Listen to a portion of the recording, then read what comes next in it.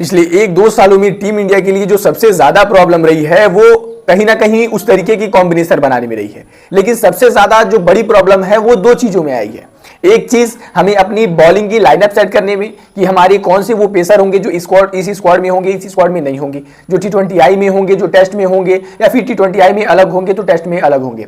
यानी हमारे गेंदबाजों में जो तब्दीली है वो सबसे बड़ी रही है। लेकिन इससे भी बड़ी अगर कोई प्रॉब्लम रही है टीम इंडिया के लिए तो वो है हमारी विकेट कीपिंग, क्योंकि इस समय हमारे पास विकेट कीपरों का एक अंबार लगा हुआ है। और मुझे लगता है कि हिस्ट्री में ऐसा पहली बार हो रहा है कि जब किसी भी टीम को सिलेक्शन जब भी किया जा रहा है तो हमेशा ट्रोलिंग का सामना करना पड़ रहा है, क्योंकि हमारे पास प्रेजेंट टाइम में इतने ज्यादा विकेट कीपरों का ऑप्शन है जो इससे पहले मुझे नहीं लगता था कि कभी हमारे पास होगा भी।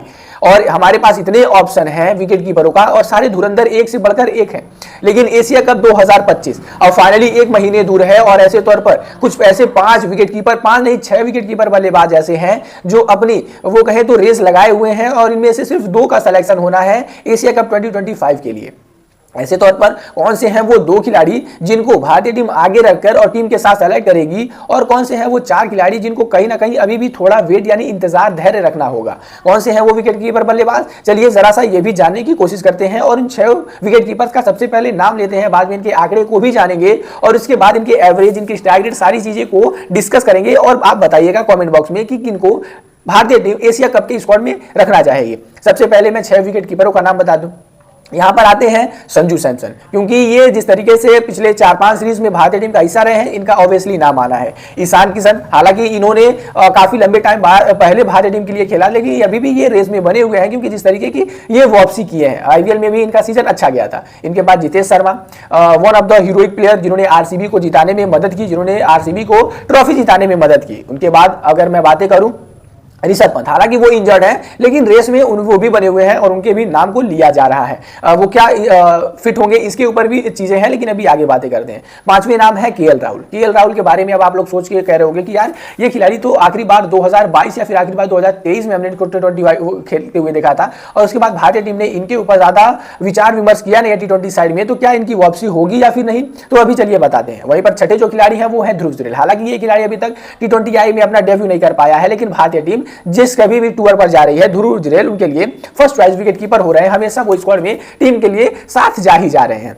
तो चलिए अब जानने की कोशिश करते हैं सबसे पहले किनका सिलेक्शन होगा और कौन छूट जाएंगे। मुझे लगता है कि इसमें स्ट्रांगली 2 कंटेंडर है, जिसमें से पहला नाम है संजू सैमसन। संजू सैमसन ने जिस तरीके की बल्लेबाजी की है, जिस तरीके की उन्होंने कीपिंग की है, इंग्लैंड के टूर पे हालांकि वो फ्लॉप हो गए थे, लेकिन बांग्लादेश के टूर पर और अफ्रीका के टूर पर जिस तरीके से इस खिलाड़ी ने केवल 7 मुकाबलों में ही 3 शतक लगा दिए थे। इनफैक्ट पिछले 4 मुकाबलों में इस खिलाड़ी ने 3 शतक लगा दिए थे, 2 बैक टू बैक शतक लगाए थे। तो इससे पता चलता है कि ये खिलाड़ी अपने आप को कितना बेटर कर चुका है और ये कहीं ना कहीं उस भूख में था कि बस मुझे जगह मिले और मैं वो रन कर दिखाऊंगा। इस खिलाड़ी ने वो रन कर दिखाया है और अगर इसकी विचार विमर्श की वजह से अगर इसका सिलेक्शन नहीं हो पाता है तो मुझे लगता है कि कहीं ना कहीं यहाँ पर पॉलिटिक्स होगी, यहाँ पर चीजों को घुमाया जाएगा, क्योंकि संजू सैमसन ने ऐसा कुछ भी नहीं किया है कि उनका सिलेक्शन ना हो। हालांकि इंग्लैंड का टूर गलत जाना, वो तो इंजर्ड भी हो गए थे और एक टूर से आप उनपे इतने ज्यादा अच्छे या फिर बुरे का टैग भी नहीं लगा सकते। तो सबसे स्ट्रॉन्ग कंटेंडर मुझे लगता है कि संजू सैमसन ही है। वहीं पर दूसरे जो खिलाड़ी हैं अब ईशान किशन आते हैं। ईशान किशन को वैसे तो काफी लंबे टाइम हो गए T20I में खेले हुए, लेकिन इनका भी T20I में एवरेज तकरीबन 34 का है, स्ट्राइक रेट 124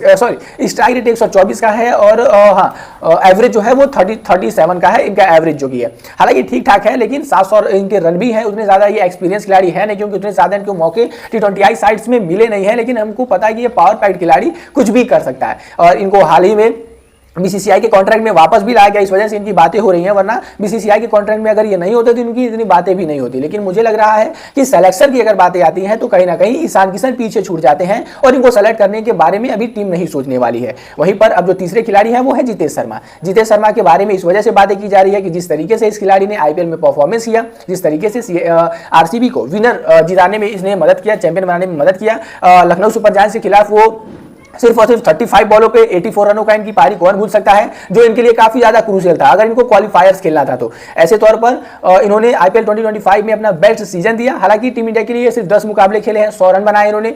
इनका स्ट्राइक रेट 147 का है, एवरेज जो कि 14 का है। तो कहीं ना कहीं 10 मुकाबले से आप किसी भी खिलाड़ी की काबिलियत को पहचान नहीं सकते। लेकिन मुझे लगता है कि अभी भी इनके बारे में बातें चल रही हैं, लेकिन शायद से ये भी सेलेक्ट ना हो भी सकते हैं। आगे जानेंगे कि कौन किसके चांसेस ज्यादा हैं।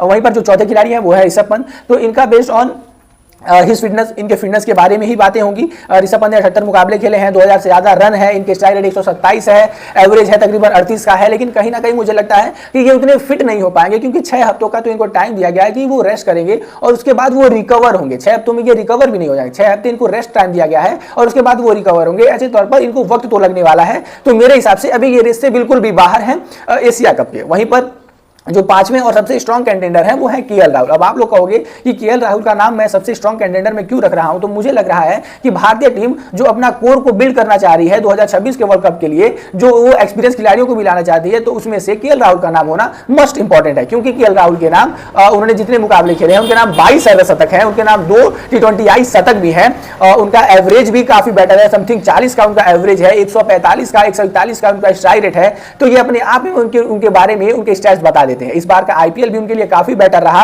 और रिसेंटली उनके लिए टेस्ट फॉर्मेट भी जो इंग्लैंड में था वो भी काफी बेटर रहा। आईपीएल में बातें करें तो दिल्ली कैपिटल्स के लिए खेलते हुए 500 से ज्यादा रन भी उन्होंने बनाए, उन्होंने एक शतक और कई सारे 90 प्लस स्कोर भी बनाए जो उसको शतक में तब्दील नहीं कर पाते हैं। यानी वो अच्छे रेड हॉट फॉर्म में है, तो कहीं ना कहीं बीसीसीआई उस फॉर्म का फायदा उठाने की कोशिश करेगी। तो मुझे लगता है 2 कैंडिडेट जो है संजू सैमसन और केएल राहुल के बारे में बातें होगी। केएल राहुल के बारे में अच्छी बात यह है कि वो किसी भी जगह पर आगे कंफर्टेबली आपके लिए रन बना सकते हैं।